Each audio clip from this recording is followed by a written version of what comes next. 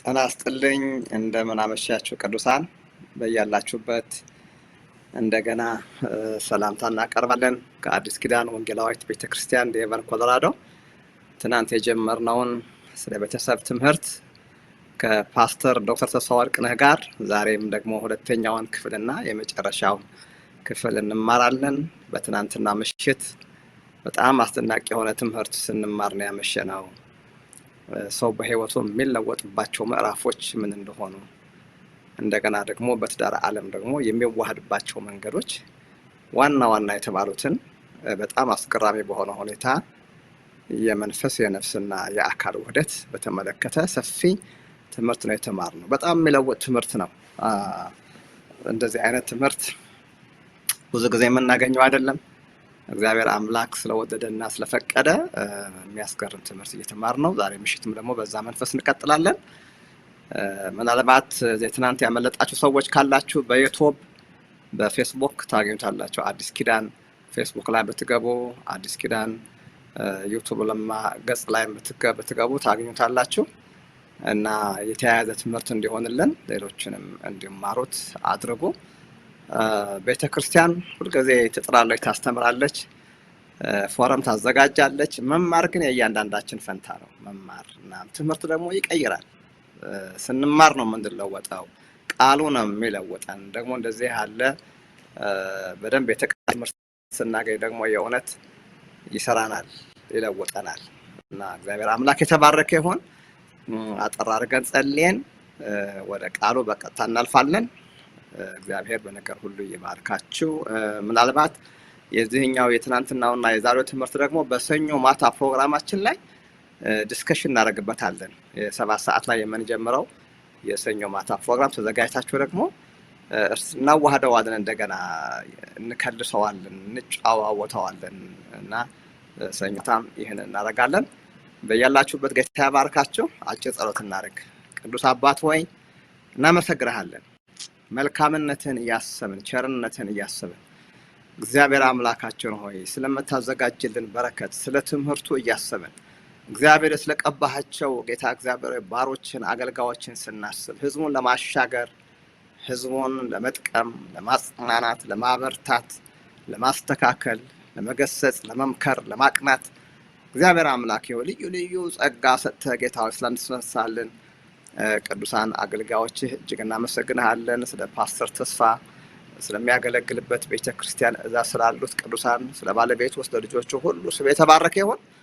ይህንን ምሽት ደግሞ ጌታ ሆይ እንድትባርክልን ከባሪያህ ጋር ሆነ ጌታ ሆይ በፍጹም ግልጥነት ቃልህ እንድትነግረን አምላካችን እግዚአብሔር ሆይ ራሳችንን ለአንተ አሳልፈን እንሰጣለን። ስለሚኖረን ጊዜ ሁሉ ክብር ላንተ ይሁን። በሕያው ስምህ ጀመርን፣ በጌታችን በኢየሱስ ክርስቶስ ስም አሜን አሜን። ጋሽ ተስፋ ገብተሃል? ገብቻለሁኝ። ያው እንደምን ዋልክ ጋሽ ተስፋ? ደህና ዋልክ ወይ? ደህና ነኝ፣ በጣም ደህና ዋልክ?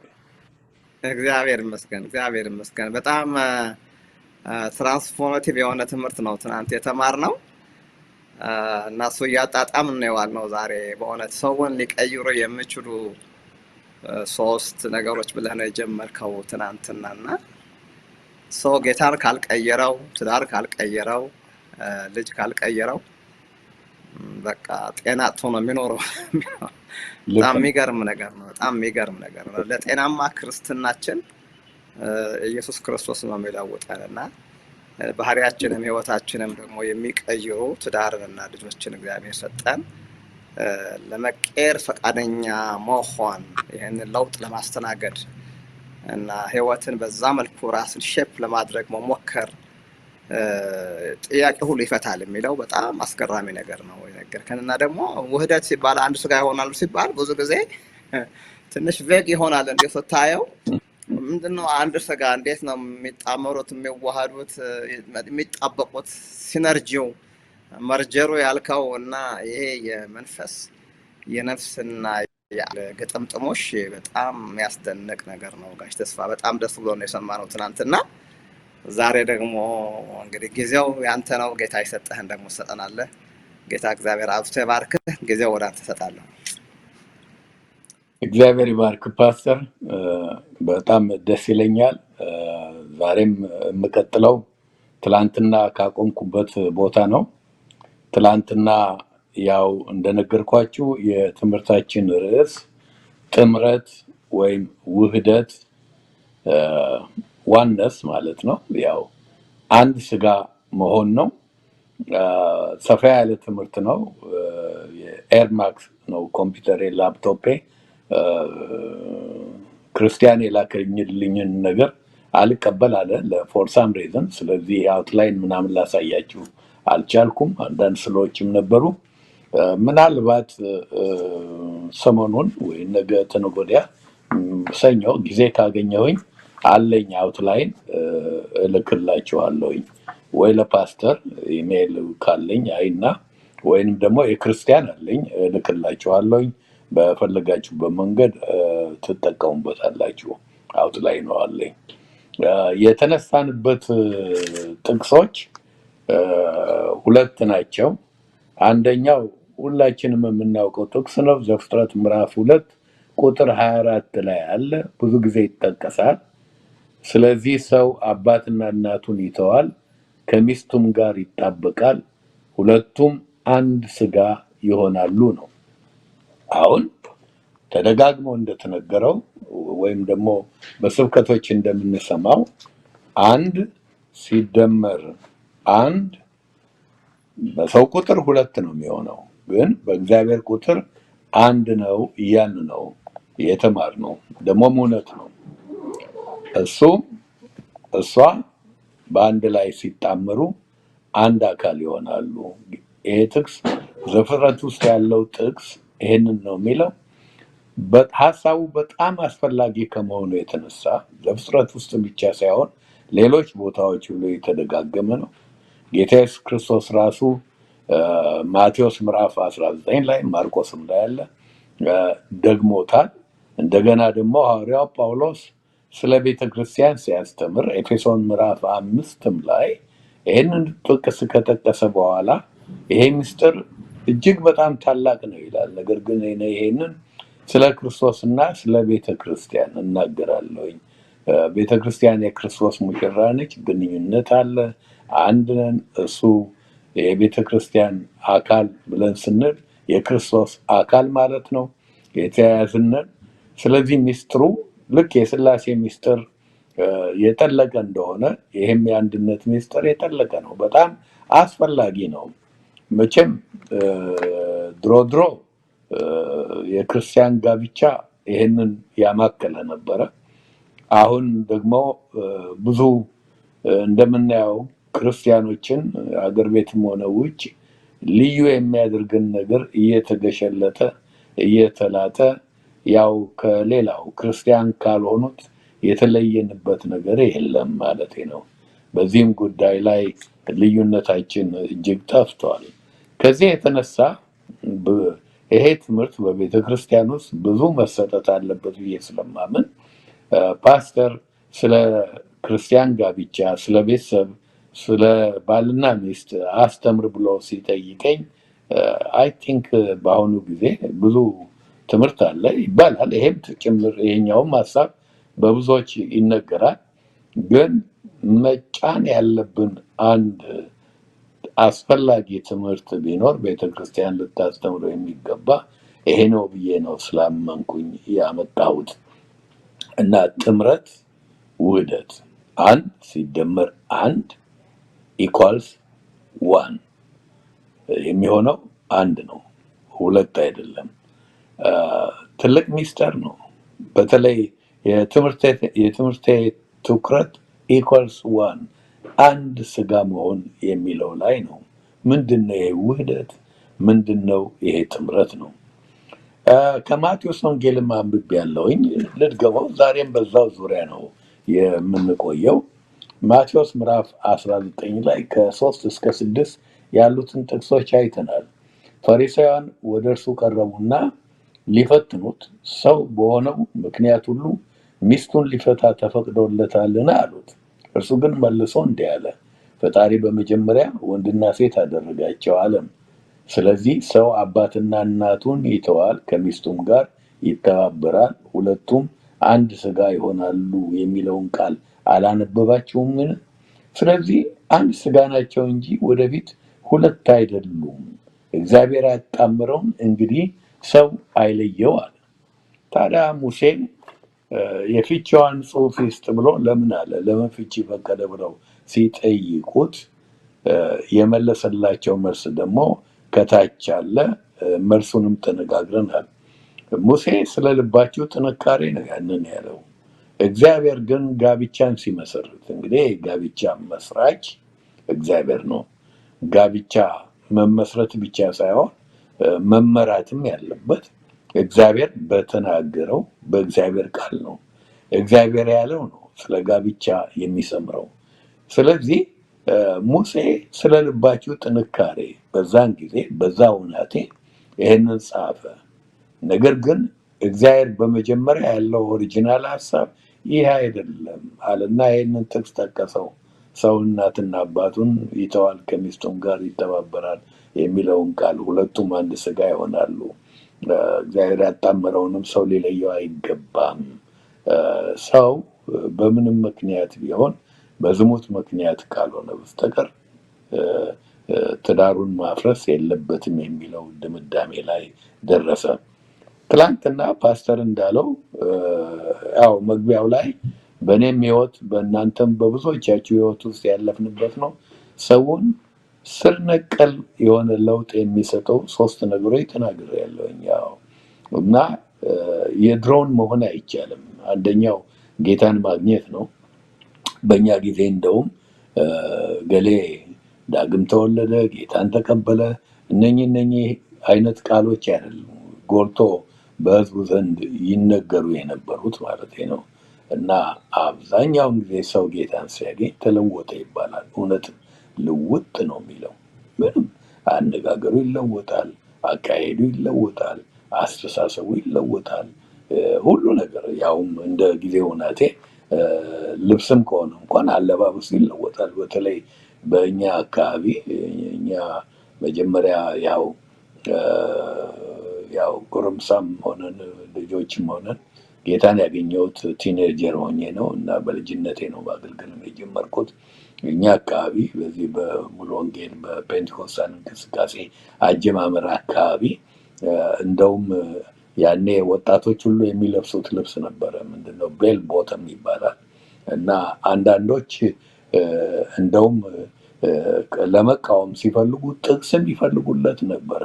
አንድ ጊዜ ጥቅስ አወጣና ስለ ቤል ቦተም እግዚአብሔር የተናገረው አለ። አንድ የጸሎት ስብሰባ ላይ ነው። ምንድነው አልኩት። ቤል ተዋረደ፣ ናባው ተሰባበረ የሚል ጥቅስ ጠቀሰልኝ። ያለ ቦታ ሁሉ እስኪጠቀስ ድረስ ማለት ነው። ቢሆንም ግን ብንመኘው እንኳን አልለብስም ነበረ። ብዙዎቻችን ሱሬ ቃሪያ ሱሬ ነበረ። ቃሪያ ሱሬ ታውቃላችሁ ምን እንደሚመስል? ቃሪያን ይሁንና ሱሬቻችንም ያንን ይመስል ነበረ። እና የተለየ ጊዜ ነበረ። ሰው ልውጥ ይላል። እርግጥ የእውቀት ጉድለቶች አሉ። እግዚአብሔር ጠብቆን ነው እንጂ እንቅስቃሴው ወደ ፈለገበት አቅጣጫ መሄድ ይችል ነበር። ነገር ግን መንፈስ ቅዱስ መካከላችን ቃሉን የሚያውቁ የተነከሩም ባልነበሩበት ጊዜ ያው አንዳንዶችን ከመካከላችን ብድግ አድርጎ ቃሉ እንዲገባቸው አድርጎ መካሪ እንዲሆኑ አድርጎ እግዚአብሔር መቼም በዚህም በዛም ረድቶናል። የእኛ ዘመን አለፈ። አሁን ለየት ያለ ትውልድ ነው። ጊዜውም ልዩ ነው። ትምህርትም እግዚአብሔር ይመስገን ኢትዮጵያ ውስጥ በጣም በሰፊው አለ። እግዚአብሔር የተማረ ወይ የተቀባ መንፈስ ቅዱስ የቀባው ሰው ኢትዮጵያ ውስጥ ችግሩ የለም። ችግሩ የባህሪ ነው እንጂ ቃሉን ተግባር ላይ የማዋል ጉዳይ ነው እንጂ በእኛ ዘመን የነበረው አይነት ችግር አይደለም። እኛ የምንማርበት ስለሌለ ከኛ እኔ ነሰሰርሊ እኔ ያደረኩት ማለት ሳይሆን አንዳንዶች በእኔ ዘመን ካሉት ውስጥ ገሌ ብዬ አልነግራችሁም በህይወት ያሉ ሰዎች ናቸው እና ትላልቅ የእግዚአብሔሮች ናቸው። ሐዋርያው ጳውሎስ በትንቢተ ኤልያስ እንዳለው እያሉ ይሰብካሉ። የሌለ ጉዳይ ነው። እግዚአብሔር ግን በዚህም ሰዎች ጌታን እንዲቀበሉ እንዲያገኙ ያደርግ ነበር ማለት ነው። እና ስር ነቀል ለውጥ ነበረ። በእኛም ዘመን ተለወጠ ነው የሚባለው። እዚህም በፈረንጆቹ ሀገር ብትመጡ ዘ 3C ኦፍ ሳልቬሽን የሚሉት ነበራቸው። ምንድነው ይሄ ዘ 3C? 3 ሲዎች ናቸው። ኮንቪክሽን እንደው ዝም ብሎ መከተል ሳይሆን ሰው ኮንቪክትድ ሆኖ ኮንቪክሽን ነው ወደ ጌታ የሚያመጣ። መንፈስ ቅዱስም ኮንቪክት ነው የሚያደርገው። መንፈስ ቅዱስ ኃጢአተኛ ነህ ሲል እንዲያደርጋል ሲል አዎ ተስማምቻለሁ ብሎ ያለ ኮንቪክትድ የሆነ ወንጀሉ እንዳለበት ያወቀ ነው ወደ ድነት ሊመጣና ወደ እግዚአብሔር መረዳት መድረስ የሚችለው። እና ኮንቪክሽን ከዛም ደግሞ ኮንፌሽን ቀጥለው ደግሞ ኮንቨርዥን የተያያዘ ነው። በተለያየ ቀን የሚሆን ሳይሆን ይሄ ሁሉ የእግዚአብሔር መንፈስ በሰው ሕይወት ውስጥ የሚሰራው ነው። ግን ዛሬ ዝም ብሎ እንደው ድሮ ሀገራችን ከዚህ መለስ በቃ ክርስቲያኑ ናቸዋል፣ ከዚህ መለስ ገብረ ማርያም፣ ከዚህ መለስ ወለተ ማርያም ተብላቸዋል ይባል ነበር ተብሎ እንደሚቀለደው አይነት ዛሬ ዝም ብሎ በአጀብ በቃ ያለ ኮንቪክሽን እና ያለ ኮንፌሽን እንደውም ኮንቨርዥን ሳይኖር ብዙ አይነት ችግሮች ይኖራሉ። ቃላቶችን ማወቅ ነው። አንዳንድ ጊዜ በተለይ በየዘመናቱ የሚመጡ ብርቅ የሆኑ ብዙ ሰዎች ኢምፕሬስ ሊሆኑበት የሚችሉ ቃሎች አሉ። እነኛን ቃሎች አጥንቶ መናገር ነው። እና አንድ ጊዜ ኃይለሥላሴ ዩኒቨርሲቲ ውስጥ አንዱ ህንድ ኮሚኒዝም እንደመጣ አካባቢ ነው አበሳጩት። ኮሚኒዝም እያሉ ሲያስቸግሩት እንዱ ምን አለ? ወዲስ ኮሚኒዝም አላቸው። ኢትስ 40 ወርድስ አላቸው። 40 ቃላት አጥንቶ መናገር ነው። እውነትም እኔም ሳስታውሰው በአብዮቱ ጊዜ ተራማጅ የምንላቸው የተወሰኑትን ቃል አጥንቶ ወዛደሩ ወይም ላባደሩ ይሄን ያጨቃጭቅ ነበረ። እንዲህ ያለው ተራማጅ አንዳንድ ጓድ የተለያዩ ቃላቶች ነበሩ። እነኛን ያጎላ ይደነቃል። ግን የእውነት የገባው የጠለቀ ምጥቀት ያለው ኮሙኒስት ነበረ ብለን ብንል ሌላ ጉዳይ ነው ማለት ነው። እና እንግዲህ ይሄ ትልቅ ለውጥ ነው የሚታይ ነው። የድሮውና የአሁኑ ብለን መለይለት ነው። ማግባትም ልክ እንደዚሁ ነው። ካገባም በኋላ ብዙ ነገሮች ይቀየራሉ። ትላንት እንደነገርኳችሁ እና ሰውን የሚቀይሩ ልጅ መውለድም እንደዚሁ ነው፣ ይቀይራል። የድሮ መሆን አንችልም። እንደፈለገን ገንዘባችን ሁሉ እያጠፋን ለልጆቻችን ሳናስብ ማስተማሪያ ለእነሱ ፊውቸር ሳናስብ መኖር አንችልም። እና ማሳደግ ራሱ በጣም ትልቅ ነገር ነው። ወላጅነት ደግሞ ግራጁዌሽን የለውም። እና እኔ ትላልቅ ልጆች አሉኝ፣ ግን ኔቨር ከወላጅነት ግራጁዌት አላረኩኝም። ስቲል አስብላቸዋለኝ ላገቡትም ላላገቡትም። እና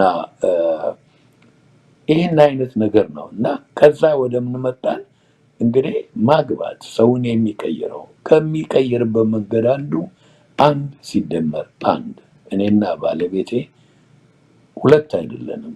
የእግዚአብሔር ቃል እንደሚለው አንድ መሆን፣ ይሄ ትልቅ ምስጢር ነው።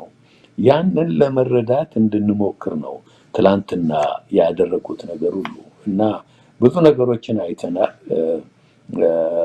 ስለ ጥምረት ወደ ፈሪሳውያንም ጥያቄ ሄደን የጠየቁት ለምን እንደሆነ ነግሬያቸዋለሁ። በጊዜው ሙሴ የፍቺዋን ወረቀት ይጻፍ ካለው ቃልም ውጭ ሁለት የታወቁ ራባይ ወይም የአይሁድ መምህራን ስለነበሩ አንዱ ይላል፣ ሁለተኛው ሻማይ የታወቁ ራባይ ናቸው እና እስከዛሬ ድረስ የሚከበሩ ናቸው ማለት ነው በእስራኤል ምድር ውስጥ። ግን የኖሩት በክርስቶስ ዘመን ነው። የክርስቶስ ኮንተምፖራሪ ናቸው። ሄሮድስ በሚገዛበት ዘመን የነበሩ ነው። ግን አንዱ ሂላል የተወለደው ባቢሎን ነው።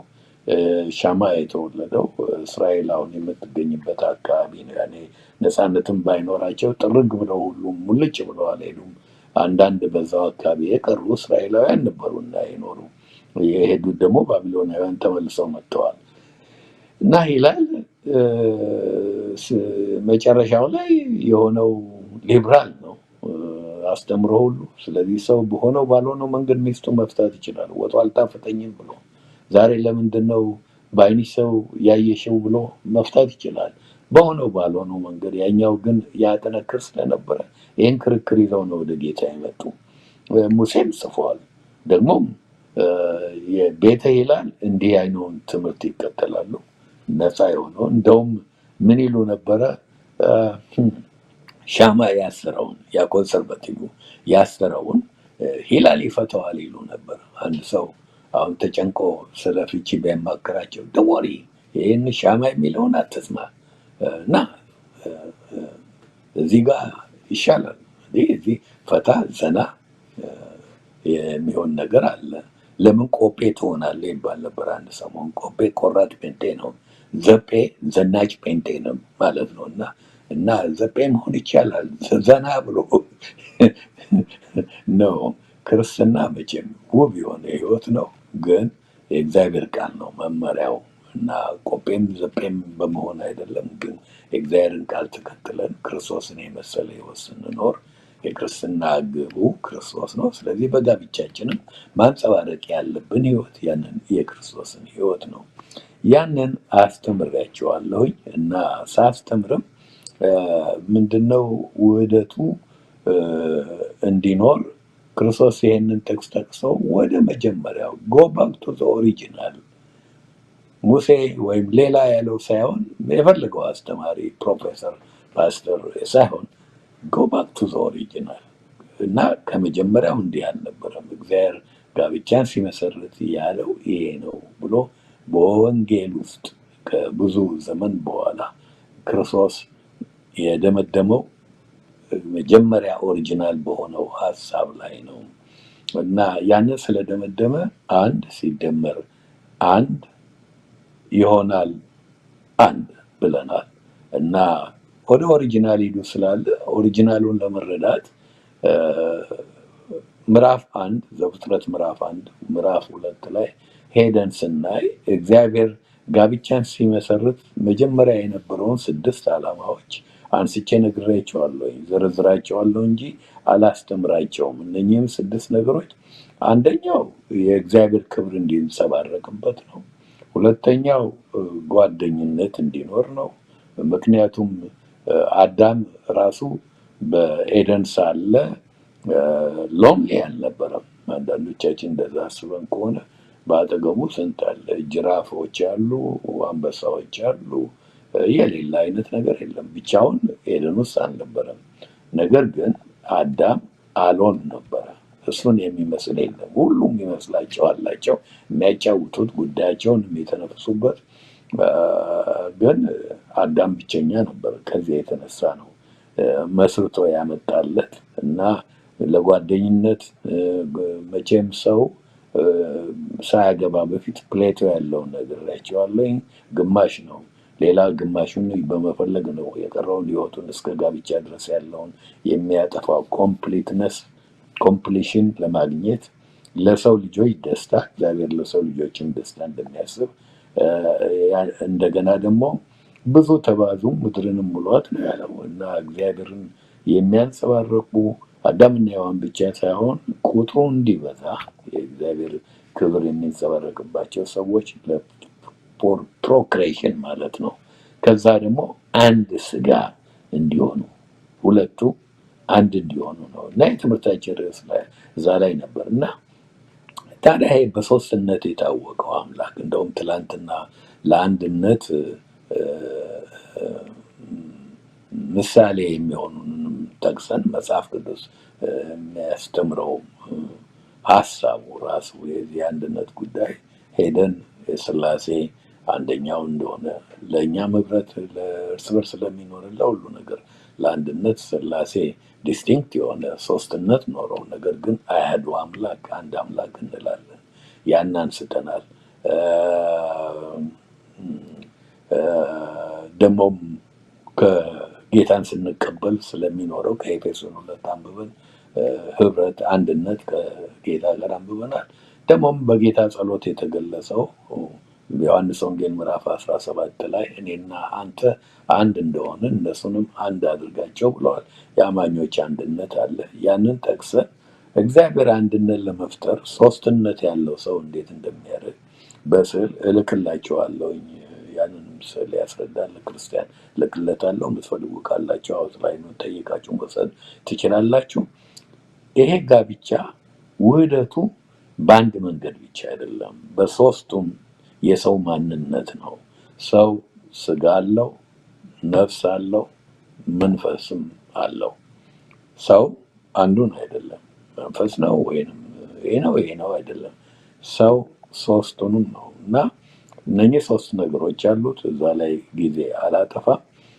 ግን በሶስቱም ደረጃ መሆን አለበት። በስጋ ደረጃ ላይ በስጋ ሌቭል የሚኖራቸውን አንድነት ያንን ፍትወታዊ ቅርበት ብለነዋል እና ያ ነው፣ በሌላ መንገድ አይደለም። እና ደግሞ በመንፈስ መካከል ያለውን ግንኙነት የሚያድግ ህብረት ብለነዋል። እንደውም እርስ በርሳቸው ከጌታ ጋር አንድ ላይ ሆኖ ባልና ሚስት በሚጸልዩም ጊዜ ወደ እግዚአብሔር እየቀረቡ በሄዱ ጊዜ እርስ በርሳቸውን በጣም እንደሚቃረቡ ይህን ሁሉ አሳይቻቸዋለሁኝ። የነፍስ አንድነት ደግሞ እንዲመጣ ሶስት ነገሮች አስፈላጊ ናቸው። ምክንያቱም ነፍስ አንድ ነገር አይደለችም፣ ሶስት ክፍል አላት። አንደኛው ስጋ ነው። ያው በስጋ መካከል ያለውን ቅድም ነግሬያቸዋለሁኝ። ሁለተኛው ማነው? የነፍስ ስል አእምሮ ነው አንደኛው። ሁለተኛው ልብ ነው። ሶስተኛው ፈቃድ ነው። ይቅርታ አድርጉልኝ። አእምሮ፣ ልብ፣ ፈቃድ። ስለዚህ የአእምሮ በጣም አስፈላጊ ነው። ለምን? አንድ አቅጣጫ ይሰጣል። አንድ አቅጣጫ፣ ኮመን የሆነ ዳይሬክሽን። ባልና ሚስት እሷ ወደዛ አቅጣጫ ከሄደች እሱ ወደዚህ አቅጣጫ ከሄደ እንዴት አንድነት ሊኖር ይችላል? ኮመን ዳይሬክሽን አስፈላጊ ነው። የነፍስ አንድነት ያንን ነው የሚፈጥረው። ምክንያቱም አእምሯችን ሲጣጣምና ሲዋሃድ አንድ አቅጣጫ በውሳኔያችን ይሁን በሁሉ ነገር መውሰድ እንችላለን። ሁለተኛው ደግሞ ያው የልብ ጉዳይ ነው። ኢሞሽናል ኮኔክሽን ይኖረናል ማለት ነው። ልብ ለልብ ይያያዛል። ልቤ ከልቧ እና ልብ ለልብ ሲገናኝ ኮኔክሽን። ለዚህ ነው እንደዚህ ያለ ኮኔክሽን ያላቸው ሰዎች ናቸው ባል የሚስቱን ኢሞሽናል ታንክ እየሞላ እሷም ደግሞ እንዲህ የባሏን እየሞላች ለረጅም ጊዜ መኪና ቤንዚን እንደሚያስፈልገው እነሱም በዚህ ብዙ የትዳር ጉዟቸውን መሄድ የሚችሉት። የፈቃድም ጉዳይ አንስተናል። ፈቃድ፣ የእሱ ፈቃድ፣ የእሷ ፈቃድ፣ በዚህም መዋሃድ ሲመጣ ሚውቹዋል ኮሚትሜንት አለ። የስ ምናልባት በኋላ አነሳዋለሁ። እግዚአብሔር በግልጽ ኃላፊነት ሰጥተዋል። ወንድ የሴት ራስ እንደሆነ ይናገራል። የቤት ራስ ወንድ ነው።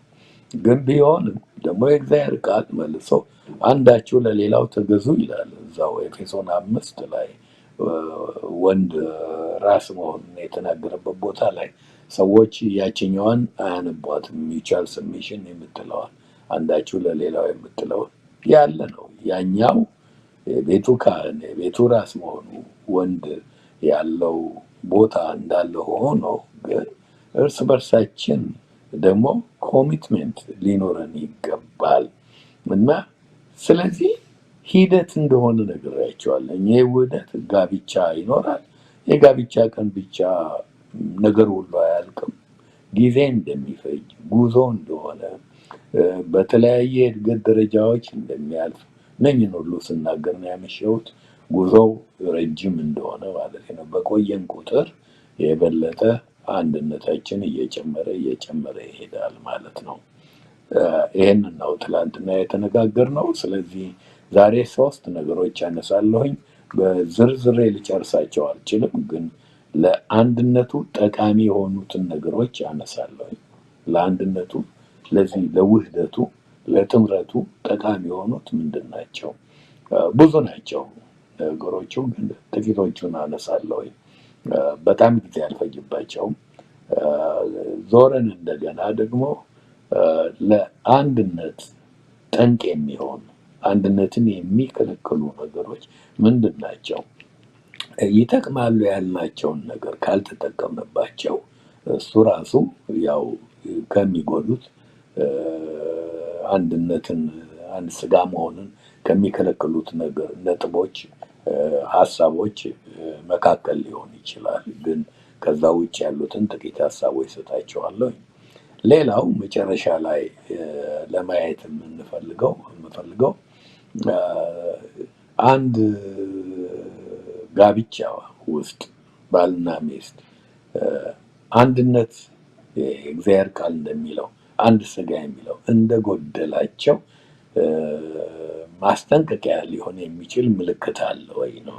የስ ዴፊኔትሊ ምልክቶች አሉ፣ የአንድነት ጉድለት የሆኑ እነኛንም ነካ ነካ አድርጌ ያልፋለሁኝ።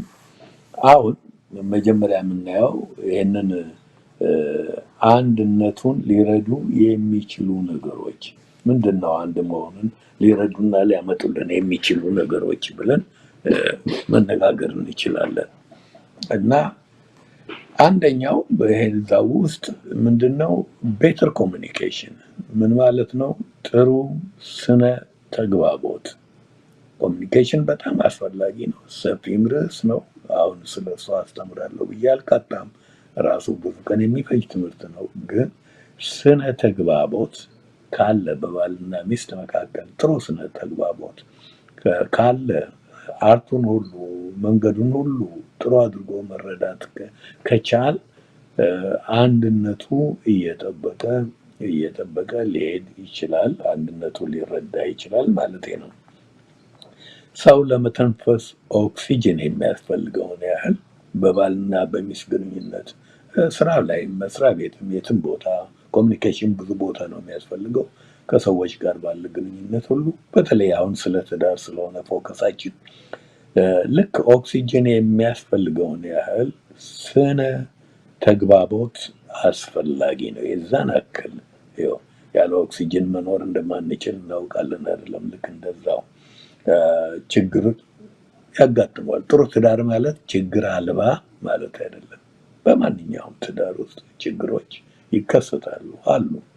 ግን ጥሩ ባልና ሚስት ምን አይነት ናቸው ብንል ችግራቸውን አብረው ተወያይተው መፍታት የሚችሉ ሰዎች ናቸው። ስለዚህ ስነ ተግባቦት ከሌለ መወያየትም አይቻልም ማለት ነው። መጫጫዋ ሊኖር ይችላል፣ ግን ሌላም ነገር ሊኖር ይችላል። ግን ስነ ተግባቦት በጣም አስፈላጊ ነው። ኮሚኒኬሽን የሚለው ቃል ራሱ ኮሚኒስ ከሚል የላቲን ቃል የመጣ ነው።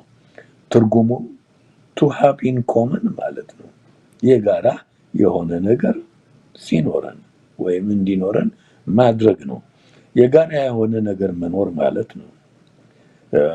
ይሄ በጣም ጠቃሚ ነው። ለፍቅርም ይሁን ለሁሉ ነገር የጋራ የሆነ ነገር ብዙ ጥናቶች ያሳያሉ። ጊዜ አልፈጅም እንዳልኳችሁ ቶሎ ነው በግርድፉ ምነግራችሁ። ብዙ ጥናቶች እንደሚያሳዩት በጋብቻ ውስጥ አሁን ሰፋ አድርገን ነው የክርስቲያን አላልኩም፣ ከ85% በላይ ችግሩ የስነ ተግባቦት ችግር ነው፣ የኮሚኒኬሽን ችግር ነው። ጥሩ ኮሚኒኬሽን ቢኖር ኖሮ ፍቺም አይኖርም፣ አንድ መሆንም አይከለከልም እና ሳይከለከል አንድነቱ እየሰመረ መሄድ ይችል ነበር ማለት ነው። የክርስቲያን ጋብቻ አማካሪዎችም እንኳን ቢሆኑ በአሁኑ ጊዜ እዚህ ሀገር ያሉ ፈረንጆቹ ከእነሱ ጋር ለካውንስሊንግ ከሚመጡት ክርስቲያን ባልና ሚስቶች ከሚያመጡት ችግሮች 50% ወይም የበዛው ከዛ በላይ የስነ ተግባቦት እጦት ነው። የዛን አርት አለማወቅ ወይም አለመረዳት ነው። ባልና ሚስት በወር አንድ የሚገናኙ ሰዎች አይደሉም። 365 ቀን 24 ሰዓት ሙሉ በሳምንቱን ሁሉ እንደውም አመቱን ሁሉ አብረው ያሉ ሰዎች ናቸው። ስለዚህ የተግባቦት ችሎታቸውን ካላዳበሩ ለመነጋገር ብዙ መንገዶች አሉ። አይዊሽ ማስተምር ግን አሁን እዛ ላይ ልገባ አልችልም እና ንትርክ ሳይፈጠር ትዳራቸው ላይ ማንኛውንም ችግር ሶልቭ እያደረጉ ወደፊት መሄድ ይችላሉ። እንደው ሌላውን ትልቁን ነገር እንተውና አንድ ምሳሌ ልስጣችሁ። ኮሚኒኬት ካለማድረግ የተነሳ ወይም ካለማወቅ የተነሳ ሊመጣ የሚችል እንደው ያው ቀላል ነገር ያው ሁለት ስለሚዋደዱ ወንድምና እህቶች ሰምቻለሁ። ባልና ሚስት አይደሉም፣ በጣም ይዋደዳሉ፣ ግን ሁለቱም ድሆች ናቸው። እሱ ለእሷ ያስባል፣ እሷም ለወንድሟ ታስባለች። ሴቲቱ መቼም ፀጉሯ እስከ ወገቧ እንደውም እስከ ዳሌዋ የሚወርድ ዞማ የሆነ ፀጉር ነው ያላት፣ ደስ ይላል። ግን ዘመናዊ የሆነ ማበጠሪያ የላትም። ያው ዝም ብላ ጠቅላላ ዝም ብላ ሸብለል አድርገው ትሄዳለች እና ወንድምየው በዚህ ያዝናል። ያው ድሆች ናቸው፣ ገንዘብ የለው ያዝናል። ባል ማነው ወንድሟ ደግሞ ሰዓት አለው፣ ቆንጆ ሰዓት አለው፣ ግን ማሰሪያ የለውም፣ ኪሱ ነው የሚይዘው። ሰዓት ስንት ነው ስትለው ሁልጊዜ ከኪሱ እያወጣ ነው የሚነግራት፣ እጁ ላይ የለም ሰዓቱ። ቆንጆ ማሰሪያ ብገዛለት እያለች ትመኛለች፣ ግን ገንዘብ የላትም። ግን አንድ ቀን አንድ ነገር ሆነ። ሁለቱም ስጦታ ተሰጣጡ። ያው ገበያ ሄደው ውለው ነው ማታ ተገናኙና እሷ ለካ ለወንድሜ ሰዓት ማሰሪያ ልግዛ ብላ ሄዳ ፀጉሯን ያንን የመሰለውን አስቆርጣ፣ እነዚህ አርቲፊሻል ፀጉር ለሚሸጡ ሰዎች ማለት ነው ይገዛሉ። አሁንም ያለ ነው። ሴቶች ይህንን ታውቃላችሁ። እና የሚሸጥ ፀጉር ያለው ሰው መሸጥ ይችላል ማለት ነው። እና ማስቆረጥ እና አስቆርጣ አስመድመዳ መታለች እና ገዝታ ሰጠችው ለሰዓቱ። እሱ ደግሞ እንዲሁ ሲያስብ ከርሞ ያው ውበቱን ይወዳል። ለካያችን ሰዓት ሽጦ ለፀጉሯ መስሪያ የሚያስፈልጋትን ማበጠሪያ ገዝቷል። ይህ ችግር ለምን ተፈጠረ? የእሷ ፀጉር ተጎምዶ ቀረ፣ የእሱም ሰዓት ተሸጠ። ይህ ሁሉ አይመጣም ነበር ቢነጋገሩ ኖሮ። እንደው ሊያደርጉ እንኳን ያሰቡትን ነገር ቢነጋገሩ። በባልና በሚስት መካከል ከዚህ የበለጠ ችግር ነው የሚፈጠረው። በጣም ቀላሉ ነው። ይሄ ስነ ተግባቦት ዋና አስፈላጊ ነገር ነው እና በእግዚአብሔርም ቃል ብዙ ልንማረው የምንችል ነገር ነው። ግን እንዳለ ይህን ካልኳችሁ ይበቃል። ሁለተኛው አንድነቱን የሚረዳ ይህንን ጥምረቱን የሚረዳ ነገር ስለ ገንዘብ ትክክለኛ አመለካከት ሲኖር ነው። ትክክለኛ ራይት የሆነ አቲቲዩድ ማለት ነው። ትክክለኛው አመለካከት ከሌለን በጣም ችግር ይፈጠራል። ትክክለኛ አመለካከት ገንዘብ የዶላር የሳንቲም ጉዳይ አይደለም። ገንዘብ እንደውም ያለን ለህይወት ያለን አመለካከት ሲምቦል ነው እና ምልክቱ ነው። ባልና ሚስት አቲቲዩዳቸው ስለ ገንዘብ የተስተካከለ መሆን አለበት። ደስተኛ ጋብቻም እንኳን እንዲኖራቸው አንድ አይነት አመለካከት ሊኖራቸው ይገባል፣ ባልም ሚስትም።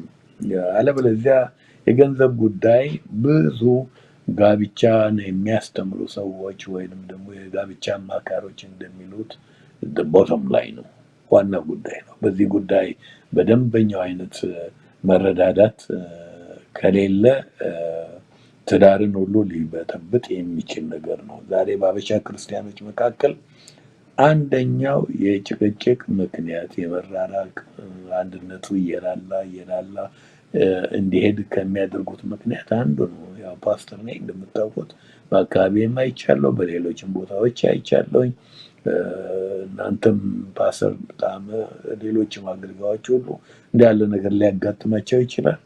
ገንዘብ ከባድ ነገር ነው ማግኘት። ያ ኔሰሰሪ ኢቭን ነው ብለውታል ኢኮኖሚስቶች፣ ያስፈልጋል። ግን ገንዘብ ጥሩ አቲቲዩድ ካለ ጥሩ አገልጋይ ይሆናል ገንዘብ። አለበለዚያ ደግሞ አያያዙን ካላወቅንበት ክፉ ጌታም ይሆናል። መጥፎ ነው ማለት ነው። ከሰው ነው ግን ገንዘቡ ራሱ ምንም እንትን የለውም። ገንዘብ የክፋት ሁሉ ስር ነው የሚል ጥቅስ አለ። ገንዘብ መውደድ ግን ገንዘብ አይደለም መውደዱ ነው። ስለዚህ ያ መውደድ እንኳን መንገድ አለው። ጥሉ ማለት አይደለም። አልፈልግም፣ ገንዘብ አትስጡኝ፣ ደሞዝ አይከፈለኝ፣ ያለ ገንዘብ እኖራለሁ ማለት አይቻልም። ነሰሰሪ ኢቭል ነው ተብሏል። ማግኘቱ የሚያጨቃጭቃቸው አሉ፣ ማጣቱ የሚያጨቃጭቃቸው አሉ። ሲያገኙ አይቻሉ፣ ሲያጡ አይቻሉ። አወጣጡ የሚያጨቃጭቃቸው አሉ።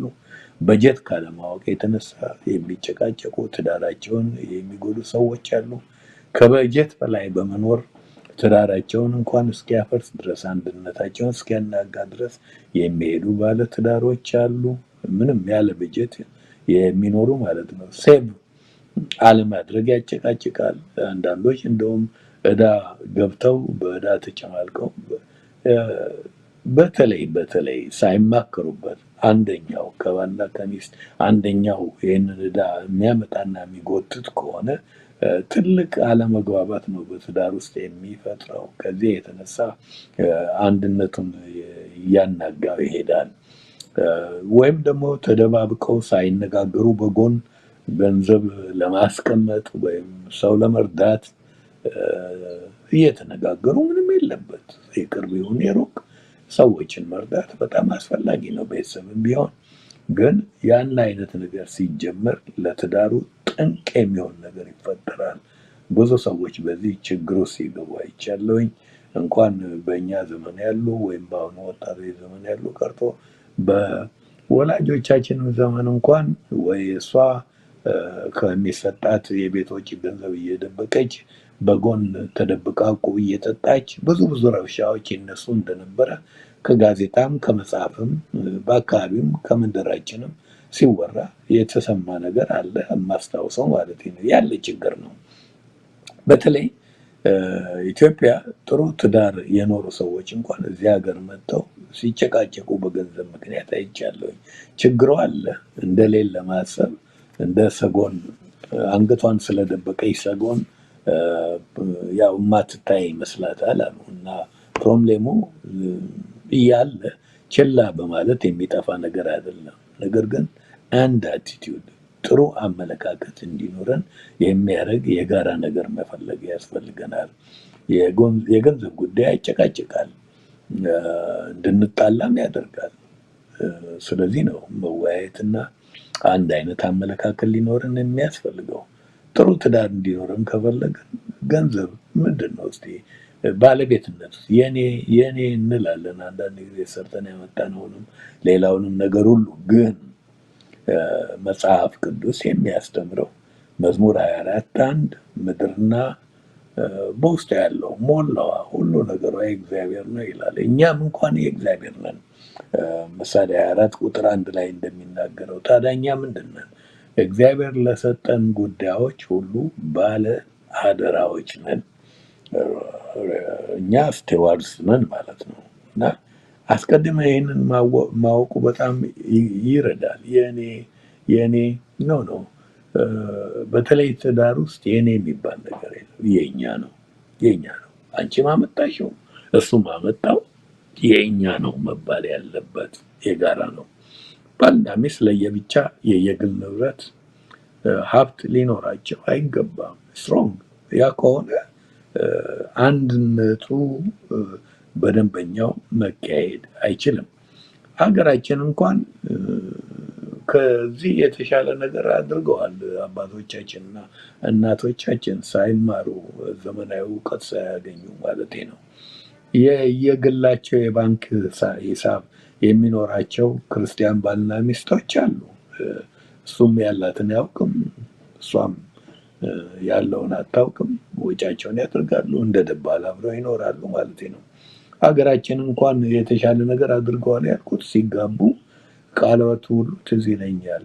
በ80 ይባላል ወይንም ደግሞ ሀብትሽ በሀብቴ የሚያገኙት ነገር ሁሉ የጋራ ነው ማለት ነው።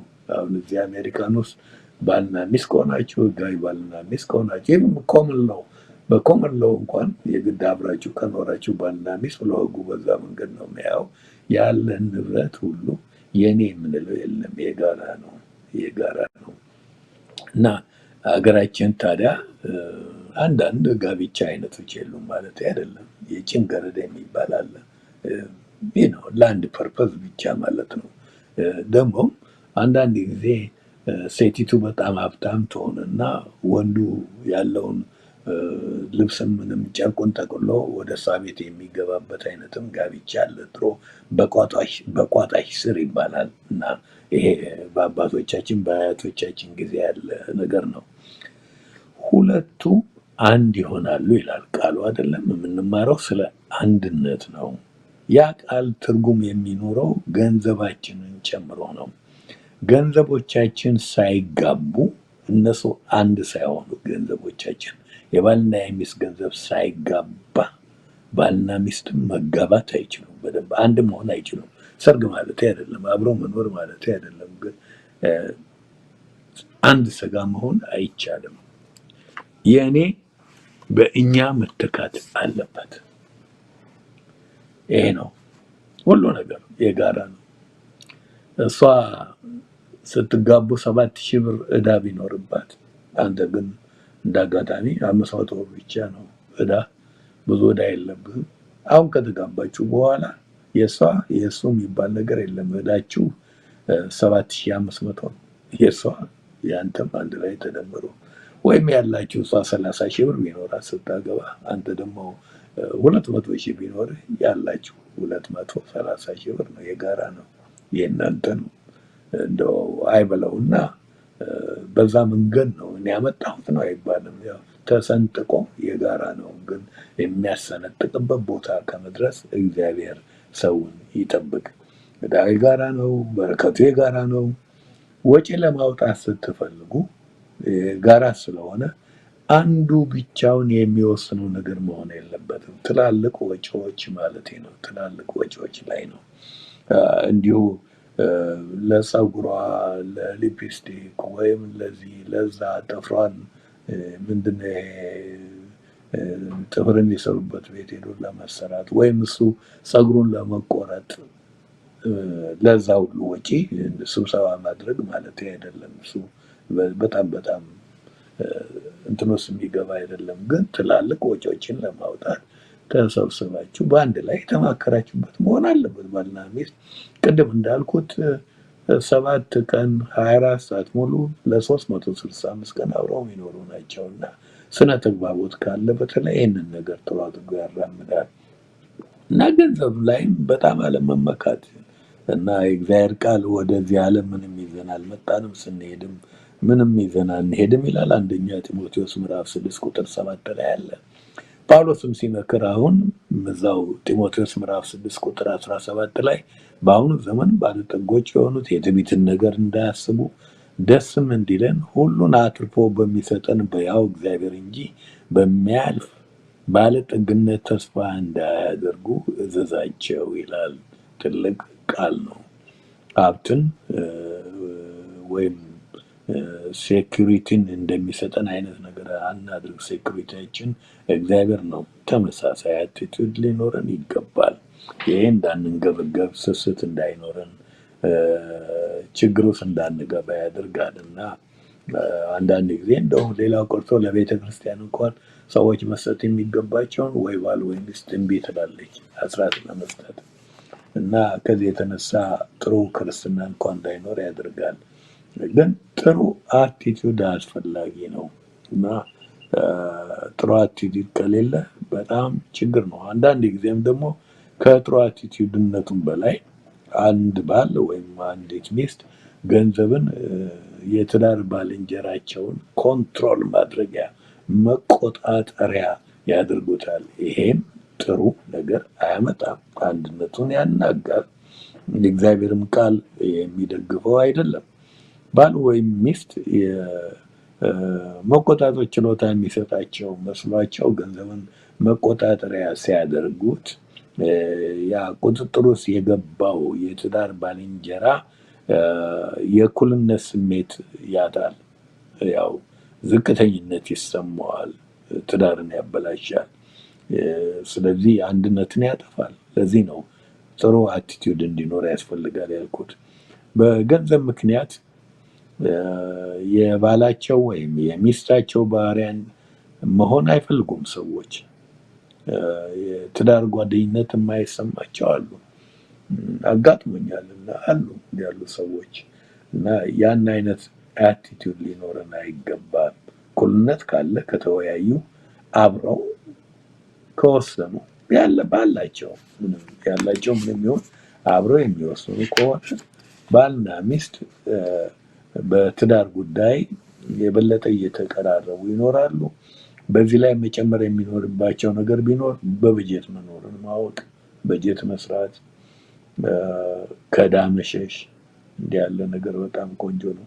ፈረንጆቹ እንኳን ካላቸው ጆክስ አንዱ አንቲል ዴዝ ዱ ፓርታስ የሚለውን አንቲል ዴት ዱ ፓርታስ እዳ እስከለያየን ድረስ ይላሉ አንዳንዶች። እዳ ሲበዛ የተለያዩ ሰዎች አሉ። የገንዘብ ጥሩ አቲቲዩድ ይህንን አንድነቱን የሚረዳ ነው። ሌላ አንድነቱን የሚረዳ ሶስት ማዕዘናዊነትን ማስወገድ ነው። ሶስት ማዕዘናዊነት አደገኛ ነገር ነው።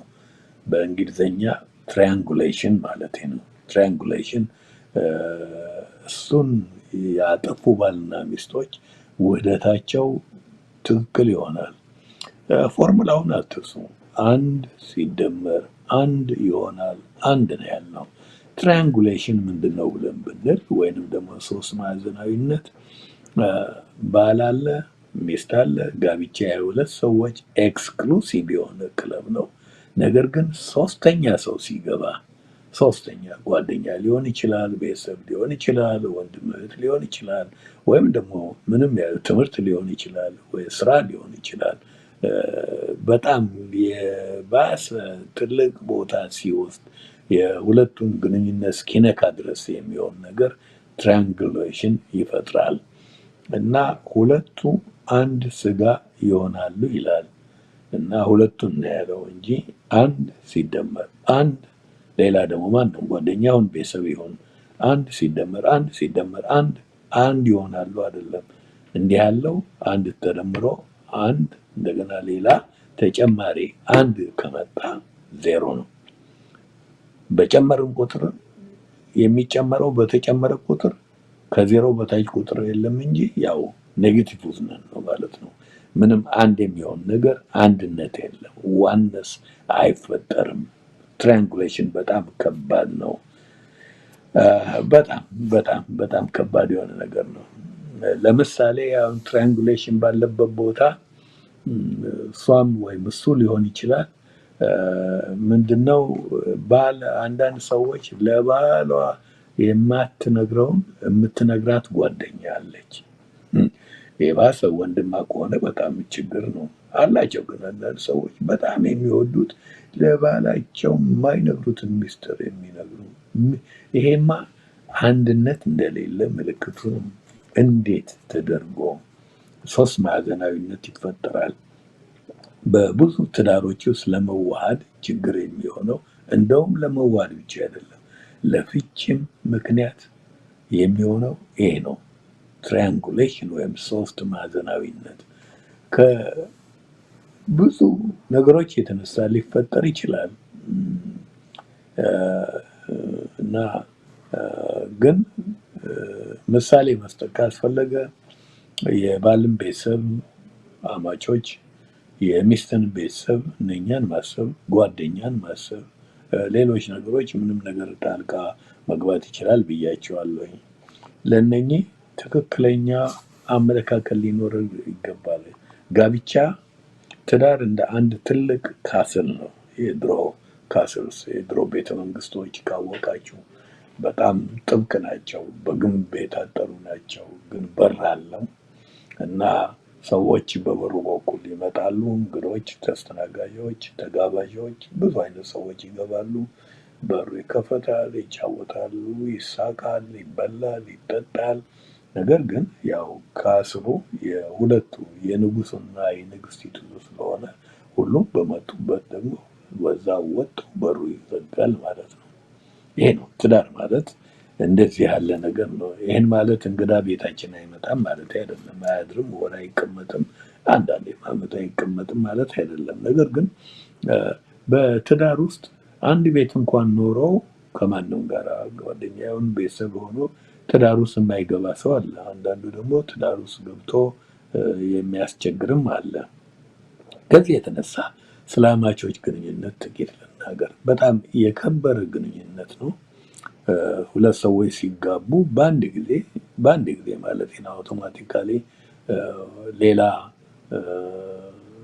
4 ሰዎች ይዘው ነው የሚመጡት ማለት ነው። ግንኙነታቸው ላይ ምንድነው የእሷ እናት የእሱ አባት፣ የእሱ እናት የእሱ አባት እና ግንኙነቱ ጥሩ ነው።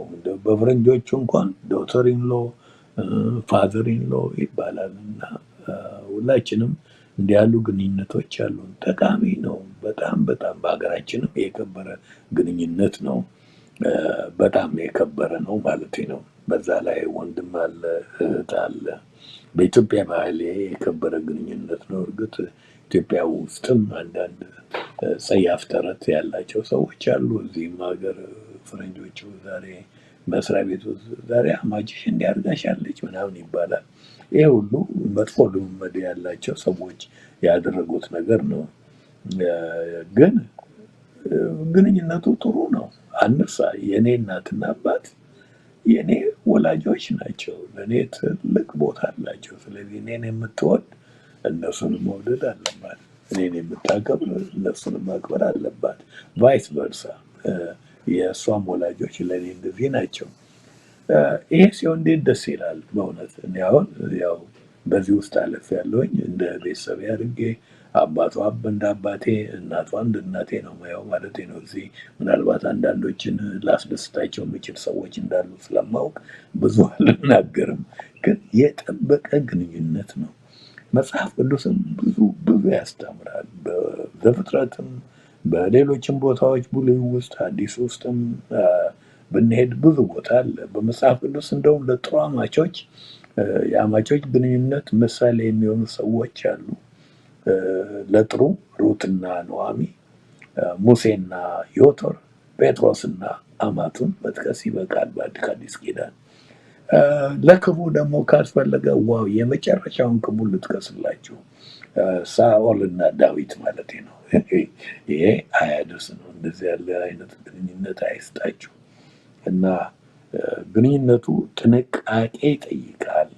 ጥንቃቄ በጣም እና በጣም አንዳንድ ሰዎች አውቃለሁኝ መጥተው ድሮ ከኢትዮጵያ መጥተው ልጆቻቸው ሳያገቡ ሲያገኙ ጨቅጭቀው ሴትም ትሆኑ ወንድ ጨቅጭቀው እንድታገባ አድርገው ድግስ ደግሰው ድረው ደስ ብሏቸው ደግሞ ቆይተው በትዳር ውስጥ ገብተው በጥብጠው አፋተውም የሄዱ ሰዎች አሉ ማለት ነው።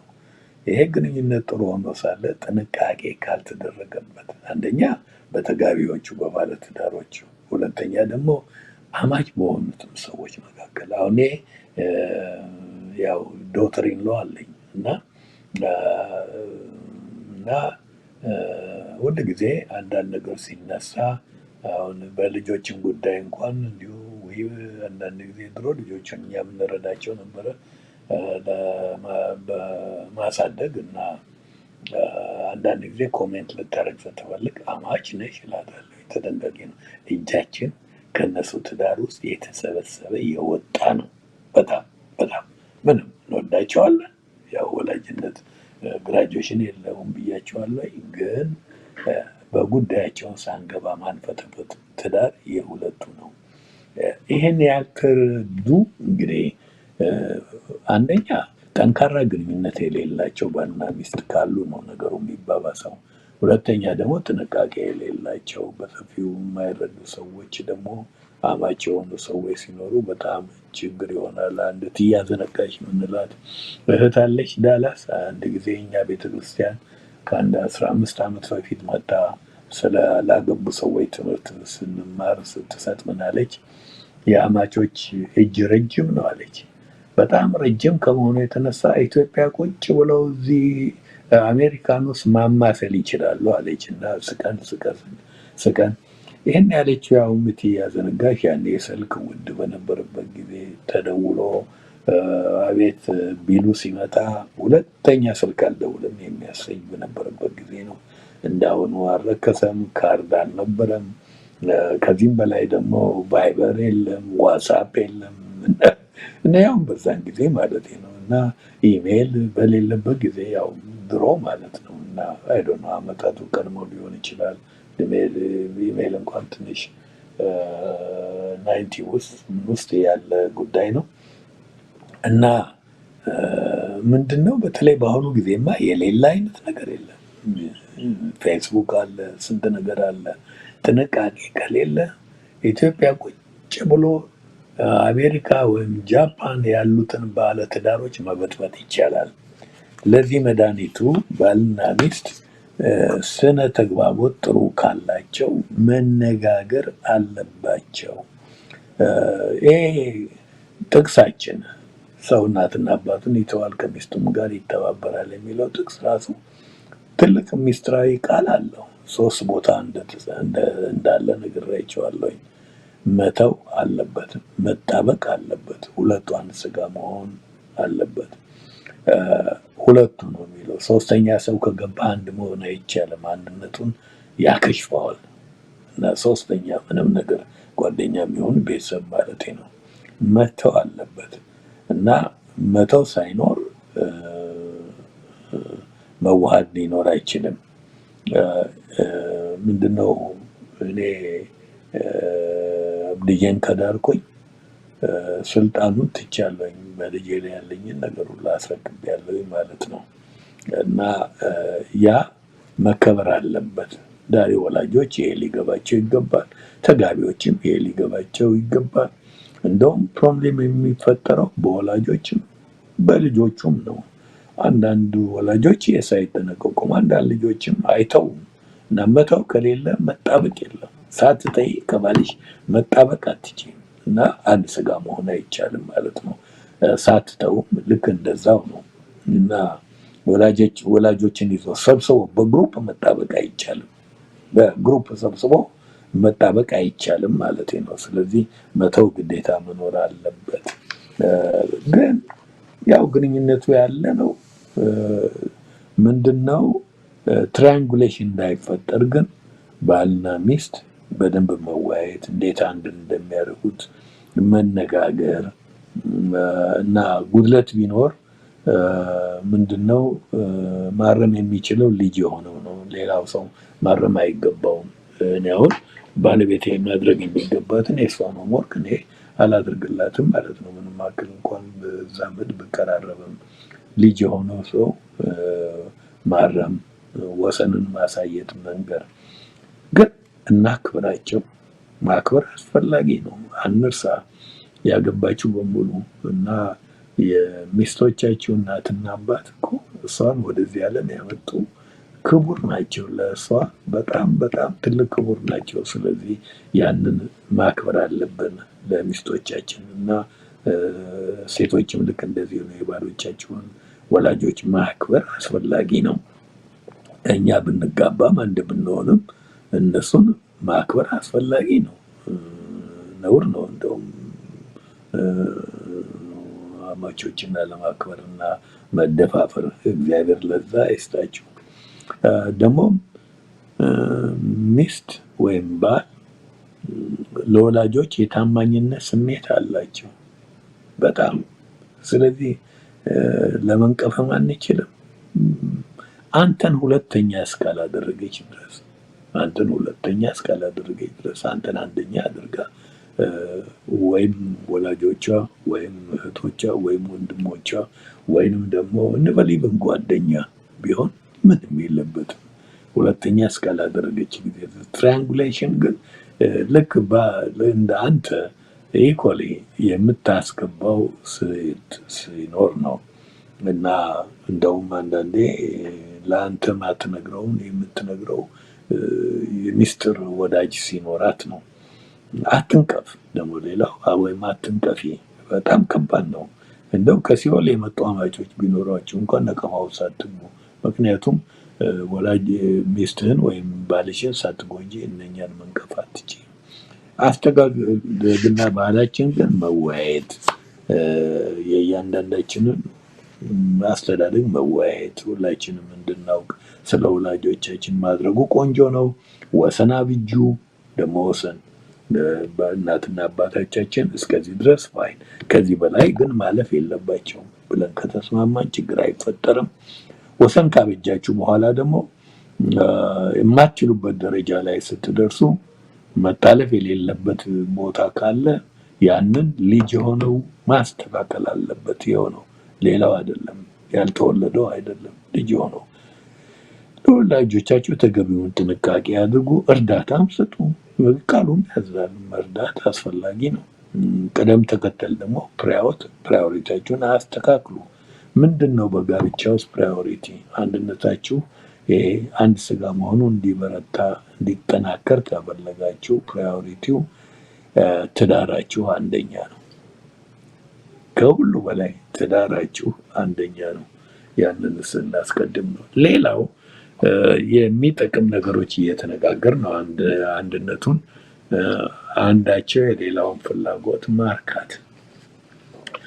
ባልም ይሁን ሚስት የሚያስፈልገው ነገር ኖሮ ከሌላ ቦታ ሊገዛው የሚችል ወይንም ሊያገኘው የሚችሉ ነገሮች አሉ። አንድ ነገር ግን ከሌላ ቦታ ሊያገኝ አይችልም። ከሚስቱ ብቻ የሚያገኘው እሷም ደግሞ ከባሏ ብቻ የምታገኘው መጽሐፍ ቅዱስ በሰፊው የሚያስተምርበት ነገር አለ። ይሄ አንድ ስጋ መሆኑ ራሱ እኮ ያው የሴክሹዋል ሪሌሽንሽፕ ነው፣ ኢንቲሜሲ ነው ብያቸዋለሁኝ። እና አንዳንድ ሰዎች ይህንን መሳሪያ አድርገው ለመቅጣት ለሌላ ዓላማ ያደርጉበታል፣ ይከላከላሉ። ቃሉ በግልጽ አሁን እዛ ውስጥ አልገባም፣ አትከላከሉ ይላል። በዚህ ሳምንት ኒውስ ሰማሁኝ። በዚህ በኮቪድ ጊዜ ውስጥ አንዱ ሰው ፈረንጅ ነው፣ በናሽናል ኒውስ ነው የሰማሁት። ሚስቴ በቃ በዚህ ጉዳይ በድላኛለች ብሎ በጣም ስለተበደለ ራሱን በሽጉጥ ይሁን በምንድን ነው ገደለ የሚል ወሬ ሰምቼ በጣም ገረመኝ። እርግጥ ነው ለወንዶች ትልቅ ነገር ማለት ነው። እና እንደውም ወንድነታቸው ሁሉ አይታያቸውም፣ ስሜታቸው ይነካል በዚህ ሲነፈጉ። ስለዚህ በዚህ ጉዳይ ላይ ጥሩ አመለካከት ሲኖር ጥሩ ነው ማለት ነው። እና አሁን ስለዛ ላስተምርም እንጂ ሰፋ ያለ ነገር ልሰጣችሁ እችላለሁኝ። አብሮ ማገልገልም ጥሩ ነው። አገልጋዮች ከሆናችሁ ክርስቲያኖች ከሆናችሁ እንደ አቂላ እንደ ጵርስቅላ አገልግሎታችሁ ላይ ጳውሎስ የወንጌል ስራ ባልደረቦቼ የሚላቸው ማለት ነው። እነኚህ የእግዚአብሔርን ስራ የሚሰሩ ሰዎች ነበሩ። በአገልግሎታቸውም አንድ ናቸው። በፕሮፌሽናቸው እንኳን ሳይቀር እንኳን እየሰፉ የሚስተዳደሩ ነበሩ። የሐዋርያት ስራ ምዕራፍ 18 ላይ እንደምናነበው እና በጣም በጣም የሚያስደንቁ አይነት ነበሩ ማለት ነው። ከቁጥር 24 እስከ 26 ምዕራፍ 18 የሐዋርያት ስራ ላይ ታገኛላችሁ። ሌላው ቃሉን አብሮ ማጥናት፣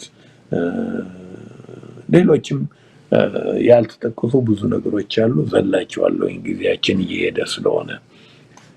ውህደቱ እንዳይኖር ጠንቅ የሚሆኑ ነገሮች ደግሞ ምንድን ናቸው? እነኚህንም ቶሎ ቶሎ ዘልዬ ልንገራቸው። የባልና የሚስት ሚናን ሮል አለማወቅ፣ ስለ መገዛት ያለውን ትምህርት ሚስት ስትገዛ የሚለው የተሳሳተ አመለካከት መያዝ ጠንቅ ነው ለትዳሩ። ትገዛ ይላል፣ ትገዛ ይሉ ነበር አንዳንድ በጣም ደፋር የሆኑ ወንዶች ሚስትን በዛ መልክ ነው የሚያዩት። እርግጥ የእግዚአብሔር ቃል ባል የሴት ራስ ነው ይላል። መሪ በበዛበት ድርጅት ችግር አለ። 2 ፕሬዚዳንት ያለበት ድርጅት፣ አሁን እዚህ ሀገር 2 ፕሬዚዳንት ቢኖር ኖሮ በጣም ችግር ነው። ለዚህ ነው አንድ ፕሬዚዳንት ነው በአንድ ጊዜ የሚኖረው። እግዚአብሔርም በዚሁ መልክ ነው አንድ ሰው ነው የቤት ራስ እንዲሆን ያደረገው።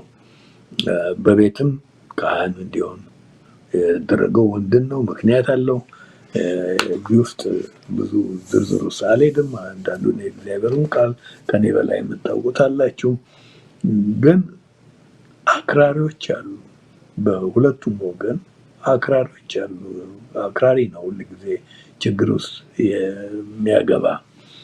ጋብቻ ኢኳል ፓርትነርሺፕ ነው። ኢኳል ፓርትነርሺፕ እኩልነት ያለበት ነው።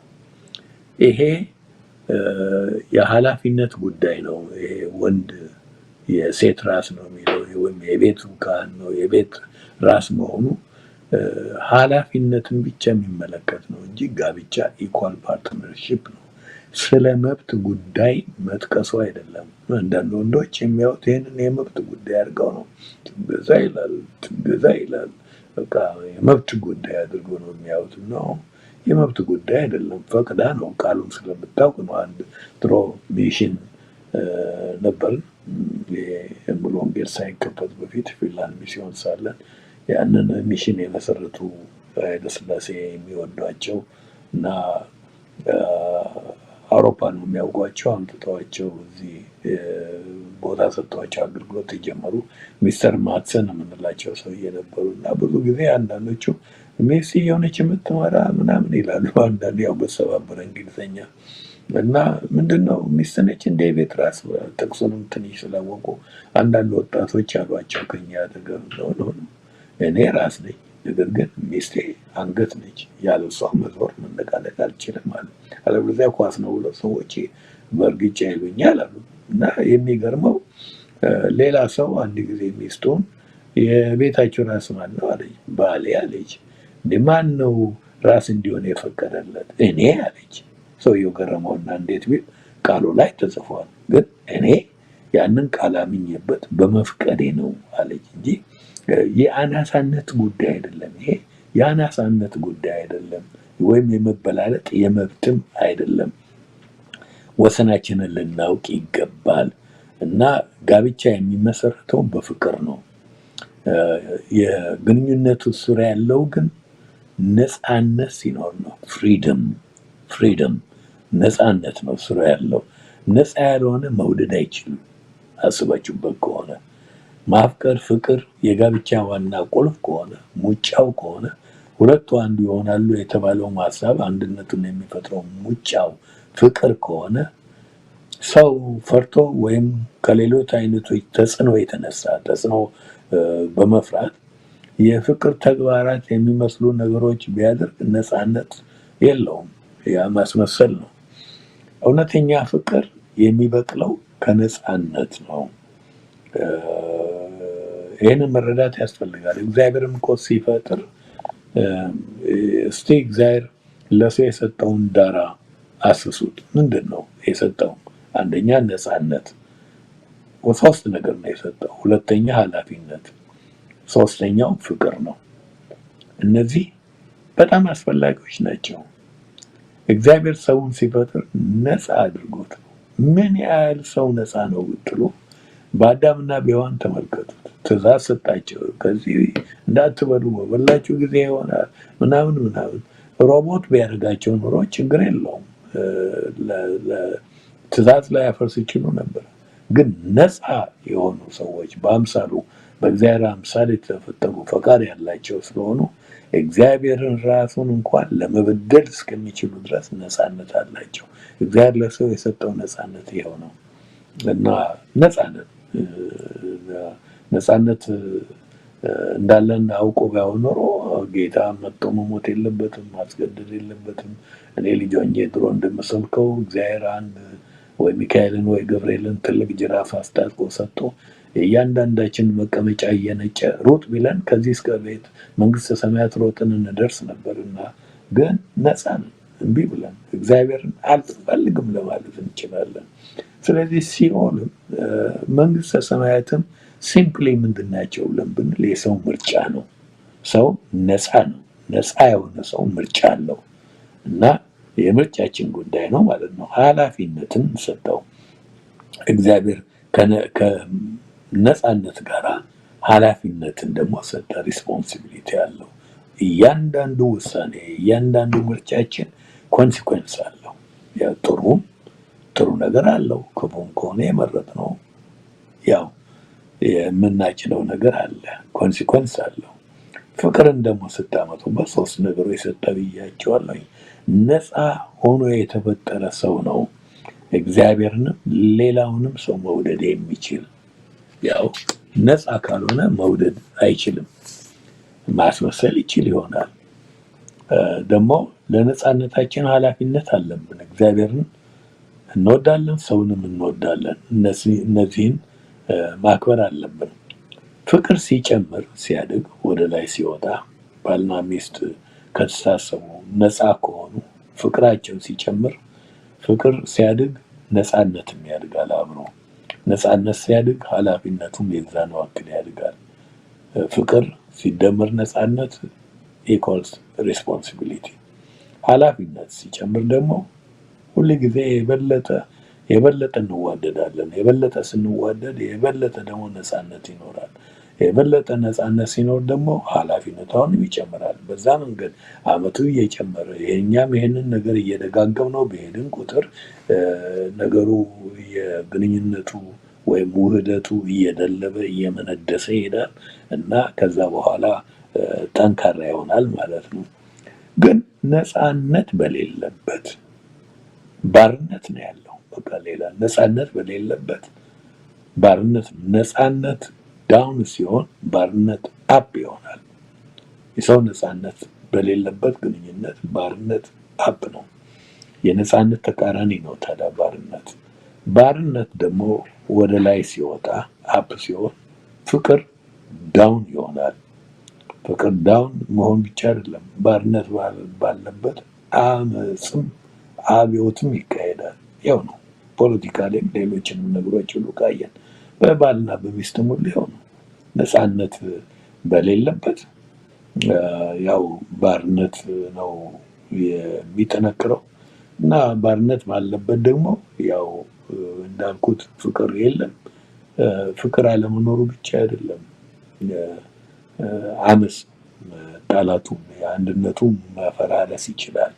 ስለዚህ ይህንን የባልና የሚስትን ሚና ማወቅና ትገዛ ወይም ወንድ የቤት ራስ ነው የሚለው ነገር ትክክለኛ አመለካከት መጽሐፍ ቅዱሳዊ የሆነ አመለካከት ሊኖረን ይገባል። ይሄ የእኩልነት የመበላለጥን ነገር ማንሳት አይደለም፣ ወይንም ደግሞ ሌላ አይደለም። ይሄ የኃላፊነት ጉዳይ ብቻ ነው እንጂ የመብትማ ፈጽሞ አይደለም። ያን ማወቅ ወንዱም ሊገባው ይችላል። ግን ሴቶችም ደግሞ ማወቅ ያለባቸው ወል ምንድነው ሁለት ባለቤቴ ይሄንን ነገር ብዙ ጊዜ ትናገራለች። ሴት ወንድ በሆነችበት ትዳር ችግር አለ፣ የወንድም ቦታ በያዘችበት እና በጣም በጣም ችግር አለ ማለቴ ነው። ራስ ወዳድነት፣ ይሄ ደግሞ ያለፈው ትላንትና መሆኑ ነው፣ ነግሬያቸዋለሁ። ውህደቱ አንድ ሲደመር አንድ ኢኳልስ ዋን ነው እስካሁን ስንማር የቆየ ነው እና እንደውም የትምህርታችን ትልቁ ሚስጥር ያ ዋን መሆን የሚለው ላይ ነው ትኩረታችን እና እንዴት ነው ተጨፍልቆ ሰው አንድ መሆን የሚለው። ግን ትላንትና ምን አልኳችሁ? አንድ ሲደመር አንድ ዜሮ የሚሆንበትን መንገድ አለ ብያለሁ። ውህደት ፈጽሞ ሊመጣ የማይችልበት ይሄ መቼ ነው? እኔነት ሲኖር፣ ሰልፊሽነስ ሲኖር፣ ሰልፊሽ ባል ሲደመር ሰልፊሽ ሚስት ኢኳልስ ዜሮ ነው የሚሆነው። ውህደት የለም። ውህደት ቢኖር አንድ ቁጥር ነው የሚመጣው፣ አሁን ዜሮ ነው። ያ የሚሆንበት ምክንያት ራስ ወዳድነት ነው። ትላንትና ያነሳሁት ነው። ይሄ ጠንቅ ነው፣ መጥፎ ነው ለአንድነቱ። ሌላው መጥፎ ባህሪ ነው፣ የመንፈሳዊ ዲስፕሊን ጉድለት ነው። ኢግኖራንስ ነው ሌላው። ጊዜ ሄዷል። ታማኝ ያለመሆን ነው፣ ጊዜ ሄዷል። ምስጢር መደበቅ፣ ይቅር አለማለት፣ ግጭትን የማስወገድ ጥበብ አለማወቅ፣ የስነ ተግባቦት ቅድም ያልኩት ነገር ነው።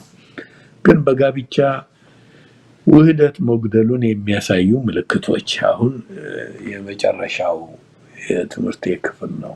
ይህንንም ጣል ጣል አድርጌላችሁ ነው የሚጨርሰው።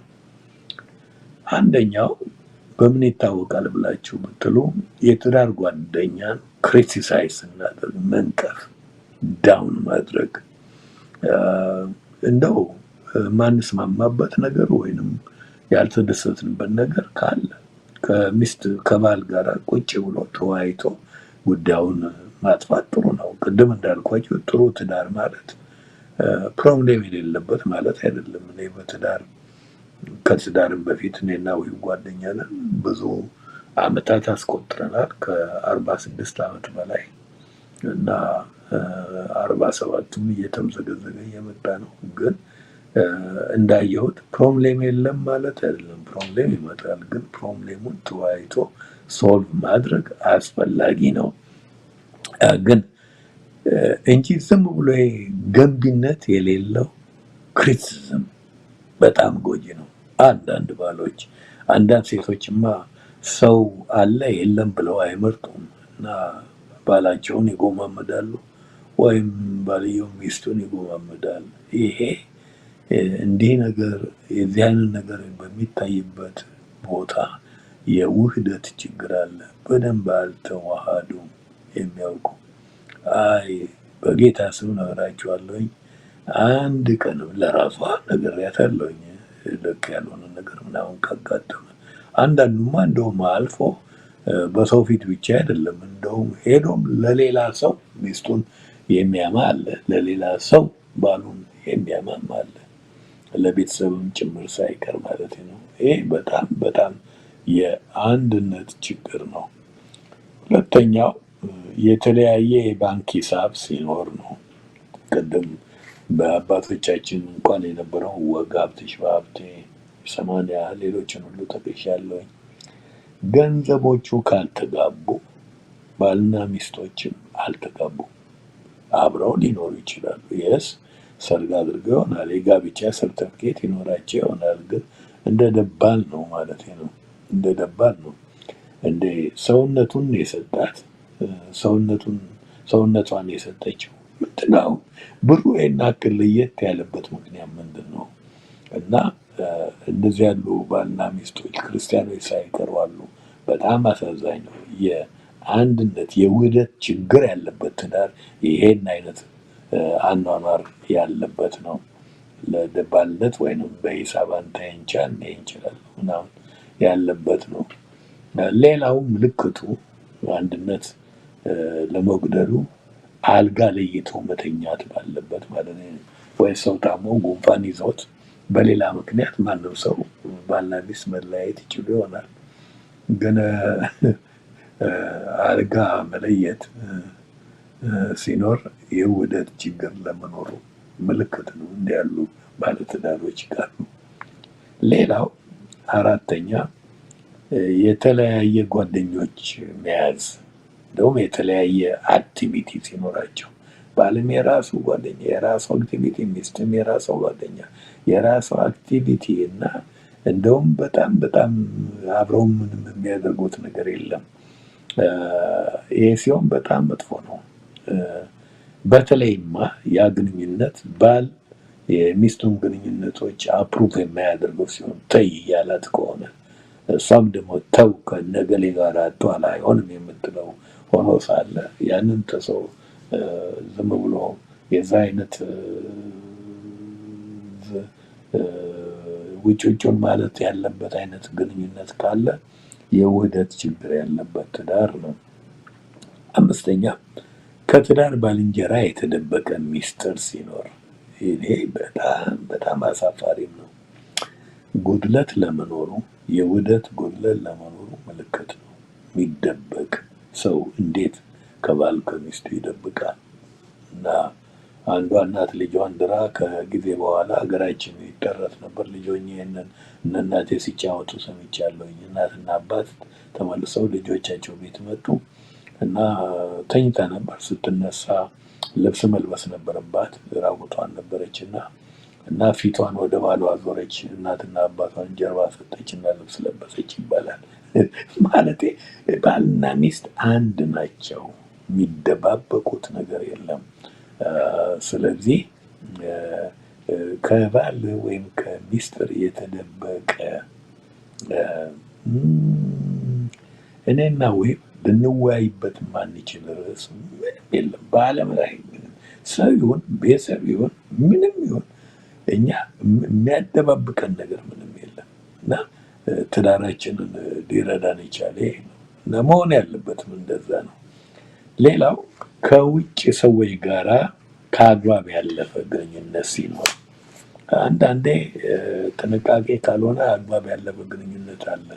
ይሄ አግባብ ያለፈ ግንኙነት የግድ በአፌር ወይንም ምንድነው ወሲባዊ በሆነ ጉዳዮች ላይ ብቻ አይደለም። ባይኖርም እንኳን ችግሩ የሚፈጠረው አንዳንዴ ባልና ሚስትም ያላቸውን ሚና በደንብ ሳይጫወቱ ሲቀር ነው። ለምሳሌ ባል ሚስቱን የኔ ወርቅ የኔ ቆንጆ አቤት ውበትሽ አቤት ምን ካላለ አንዳንድ ጊዜ ሴት መስሪያ ቤት ስትገባ ስትሄድ አቤት ዛሬ ለበሽው አቤት ምናምን የሚላት ሰው ያጋጥማታል። ሳታውቀው መሆን ይሻላል። ከባሏ ማታገኘውን ከዚህ ሰው ስላገኘ ጠጋ ትላለች። እግዚአብሔር ካልጠበቃት ነገሩ ሊበላሽም ይችላል። አዲስ አለማየሁ ምን የሚል ነገር ጽፏል አንድ መጽሐፋቸው ላይ አንዷ ባሏን በኃይል የምትወድ ባሏ ሞትና ሲቀበር እኔ በቃ ከዛሬ ጀምሮ ኑሮ አልፈልግም ብላ ከባሏ ጋር መቃብር ቤት ገባች። የተቀበረው መቃብር ቤት ውስጥ ነው። እዛው ገብታ እያለቀሰች ምን እያለች ስትኖር የመቃብሩ ስፍራ ዘበኛ እየመጣ እህቱ ደህና ነሽ የኔ እህቱ ይላት እና ያጽናናት ነበር። አይዞሽ ይላታል። አንዳንድ ነገርም ያመጣላታል። መቃብር ቤት ያለችዋ ሴት ያ የባሏ ድምፅ እየራቃት የዚህኛው ጥሩ አሁን ባሏን አታገኝምና የሚለው ሰው ልብ አድርጎ ባሏን ተከትላ መቃብር ቤት ሄዳለች። አሁን የዚህኛው ድምፅ እየጎላ መጣባትና እንደውም አንድ ቀን አብረው አምሽተው አብረው አደሩና ከዛ መንግስት ሰው ገሎ ይላሉ አዲስ አለማየሁ እና ሽፍቶችን አመጣና እዛ መቃብር ቦታ ሰው ሁሉ አይቶ እንዲቀጣ ሰቀሉት ይላል። እና ከሰቀለ በኋላ ምን አሉት? አንተ ነቅተህ ጠብቅ፣ እዚህ ሰውዬ ቤተሰቦች ወይንም ማንም መጥቶ ይህን ሬሳ ቢወስድ አንተ በሱ ቦታ ትገባለህ ብሎ አስጠንቅቀውታል። ይህ ሰውዬ ደግሞ አዲስ ፍቅር ይዞታል። አሁን እዚህ መቃብር ቤት መጥቶ ከሷ ጋር ሲያመሽ እዛ የተሰቀለው ሰውዬ ቤተሰቦች መጥተው ሬሳውን ወስደዋል። ሲሄድ አላገኘውም። አሁን መሞቱን አውቆ ወየው ጉድ ሲል ወይ ምን ላድርግ ብሎ ሲል ሚስትየው ምን ለምን እንጨነቃለን አለ እንቆፍርና ይኸኛውን አውጥተን እንስቀል ብላ ባሏን ሁሉ መስቀል በቃች። እንዲህ ያለ የስሜት መለዋወጥ አለ። ወሰን ያለፈ ግንኙነት ጥሩ አይደለም እና ያም ደግሞ ምልክቱ ነው። ውህደት ከቤት ውስጥ ውህደት የግንኙነት ማነስ ሲኖር ነው። የባለቤትን የጋራ ጊዜ በሚነካ ጉዳይ ላይ ቀጠሮ ስናበዛ የጋራ ጊዜያችንን የሚነካ የግል ጉዳዮች ሲኖሩ እኔም እሷም የግል ጉዳዮቻችን የጋራ ጉዳዮቻችንን የሚነካ ከሆነ ምንም ሊሆን ይችላል። የጋራ ጉዳዮቻችን አብሮ መጸለይ፣ አብሮ ማንበብ፣ አብሮ መጫወት፣ ቸርች አብሮ መሄድ ሊሆን ይችላል። ግን ያንን የሚነካ ነገሮች ሁሉ ትተን የግል አክቲቪቲዎች ሲኖሩን ይሄ የውህደት ችግር ነው።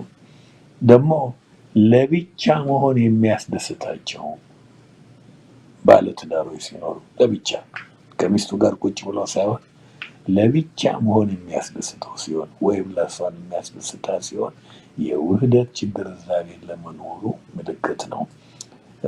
እኔ ከውሂብ ጋራ መለየት አልወድም እና እንደው ሁሌ አብረን ብንሆን ደስ ይለኛል። ጥሩ ነው እንደዛ እና ብቻ መሆን የሚያስደስት ከሆነ ችግር አለ። አንድ ጊዜ አንድ ልጅ ተሸክመዋል። ልጅ ተሸክመው አንድ ገበያ ቦታ ሄዶ ልጅን ትወዳለህ አለው ሻጩ። አዎ ምናምን እያለ ሲጫወተው እንቆቆ ብሎታል። ሰውየው ለዚህ ሰው አስደናቂ ነገር ነገረው። ልጆች ፍቅርን እንዴት አድርገው ስፔል እንደሚያደርጉ ታውቃለህ አለው። ያው ፍቅር LOV ብለው ነው አለው። ኖ ሮንግ። ልጆች ፍቅርን ስፔል የሚያደርጉት TIME ብሎ ነው። ታይም እና ልጆች ብቻ አይደሉም። የስ ሚስትም ባልም ፍቅር የሚገባቸው ታይም ብለው ነው ስፔል የሚያደርጉት። ባይገርማችሁ እግዚአብሔርም እንኳን ፍቅርን ስፔል የሚያደርገው ታይም ብሎ ነው። ከእሱ ጋር ጊዜ ስናጠፋ አብረን ስንሆን ነው። እነኚህ ነገሮች ሲታዩ በእውነት የውህደት ችግር ለመኖሩ ምልክት ናቸው። ይኸው ይበቃናል። እግዚአብሔር ይባርካችሁ። የሰማነውን እግዚአብሔር ለፍሬ አድርገው። ጨርሻለሁኝ። ፓስተር በጸሎት መደምደሚያውን ያደርግልናል። ጊዜውን ለሱ ያለሁኝ። ተባረኩ። ጌታ እግዚአብሔር ይባርክህ ዶክተር ተስፋ። በጣም የሚገርም ማጠቃለያ ነው አድርገህ የሰጠህን ሰፊ ጊዜ። እግዚአብሔር ይባረክ። የማይጠገብ ትምህርት ነው። እግዚአብሔር አምላክ አብዝቶ ይባርክህ። የረጅም ዘመን የአገልግሎትና የህይወት ውጤትም ጭምር ነውና ከልብህ የወጣ ትምህርት ነው የሰማነው ዛሬ ማታ። እግዚአብሔር አምላክ ያክብርህ። በጣም ነው የምናመሰግነው። እግዚአብሔር ይባርክ። እሺ ጸሎት አድርገን እንጨርሳለን። ቅዱሳን በያላችሁበት አብረን እንጸልያለን። የተማርነውን ትምህርት ደግሞ ሰኞ ማታ ሪቫይዝ እናደርጋለን። ጌታ ይባረክ። ቅዱስ አምላካችን ሆይ ስለነበረን ጊዜ እጅግ እናመሰግንሃለን። እግዚአብሔር ሆይ መልካም አምላክ ነህ። ጌታ ሆይ ዛሬ ማታ ደግሞ ጌታ ሆይ ትናንትም ጌታ ሆይ ስለ ውህደት እግዚአብሔር ሆይ አንድ ስለመሆን ስለመለወጥ እግዚአብሔር አምላካችን ሆይ ስለ እንቅፋቶቻችን ችግሮቻችን እግዚአብሔር አምላኬ ሆይ ስናቃቸውም ሳናቃቸውም ስለሚከቡን ነገሮች ስለሚያወኩን ነገሮች ጌታ ሆይ መፍትሄዎቻቸውንም ጨምረ ስላስተማርከን አምላካችን እግዚአብሔር ሆይ ስም የተባረከ ይሁን። ስለ ባሪያ ጌታ ሆይ ስለ ፓስተር ተስፋ እናመሰግንሃለን። ስለ ውሄበ እናመሰግንሃለን። ስለ ልጆቻቸውና ጌታ እግዚአብሔር ሆይ ስለ ምእመናኑ ሁሉ ክብር ላንተ ይሁን። ፓስተር ተስፋን ባርከው ጨመረህ እግዚአብሔር አምላካችን ሆይ ከመገለጥ ወደ መገለጥ ከክብር ወደ ክብር ደግሞ አሻግረው ጌታ እግዚአብሔር ሆይ እኛም የሰማነውን ጌታ አምላካችን እግዚአብሔር ሆይ ለፈውስ ለምህረት እንዲሆንልን የሰማነውን ቃል በልባችን እንድትጽፍልን አምላካችን ሆይ በሰማነው ቃል ደግሞ ህይወት እንዲሆንልን እንጸልያለን። ስለነበረን ምሽት ተባረክ አምላካችን ሆይ ክብር በሰማይ በምድር ለአንተ ይሁን። እግዚአብሔር ይባርካችሁ ይጠብቃችሁ፣ ፊቱን ያብራላችሁ፣ ሰላሙን ይስጣችሁ። የአብርሃም አምላክ የይስሐቅ አምላክ የያዕቆብ አምላክ ከእናንተ ጋር ይሁን። መውጣት መግባታችሁን ይባርክ፣ ትዳራችሁን ይባርክ፣ ልጆቻችሁን ይባርክላችሁ። በእግዚአብሔር አብ በእግዚአብሔር ወልድ በእግዚአብሔር መንፈስ ቅዱስ አንድ አምላክ አሜን አሜን አሜን አሜን። ጌታ ይባረካችሁ። ተስፋ ደህና ደር ሳምንት ሮብና ሐሙስ መቀለሻ ሆና እናመሻለን።